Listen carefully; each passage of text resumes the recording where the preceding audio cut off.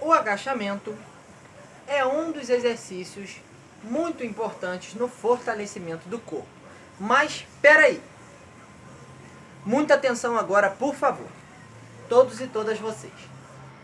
Para poder iniciar o agachamento, começar a aprender o agachamento, nós vamos precisar de um recurso, material, que é uma cadeira. É muito importante, é de extrema importância, mas é muito importante que essa cadeira esteja colocada, apoiada em alguma parede ou coluna. Por quê? Eu vou explicar já de uma vez. Porque se caso, na hora de fazer o agachamento, haja um desequilíbrio e a pessoa precise sentar na cadeira, a cadeira não vai virar para trás porque está aqui apoiada aqui, ó. Então a cadeira não vira de perna pro ar e ninguém cai, ninguém se machuca, beleza? Então é muito importante que esse exercício seja feito com uma cadeira e que essa cadeira esteja encostada em algum lugar firme, como por exemplo aqui, ó, na minha casa, beleza? Ou numa parede. Agora vamos retomar o agachamento. O agachamento é um exercício importante para o fortalecimento do corpo, como eu já tinha dito, tá? É legal que a gente esteja atento a algumas coisinhas, porque o agachamento ele não é simplesmente sentar na cadeira de qualquer forma e levantar da cadeira. Ele é parecido com isso. Então, para que a gente possa começar a aprender o agachamento, nós vamos sentar na pontinha da cadeira aqui, ó.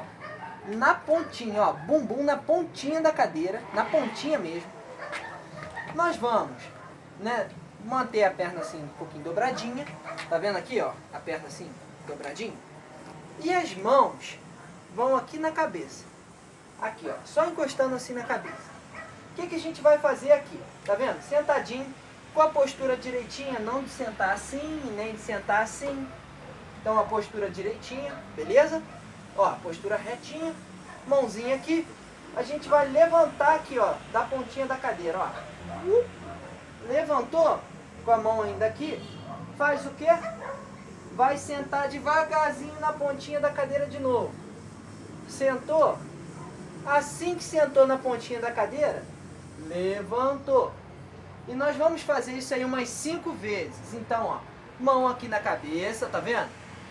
Sentou devagar, não é soltar o peso, é sentar devagar na pontinha da cadeira e levantar da pontinha da cadeira, tá?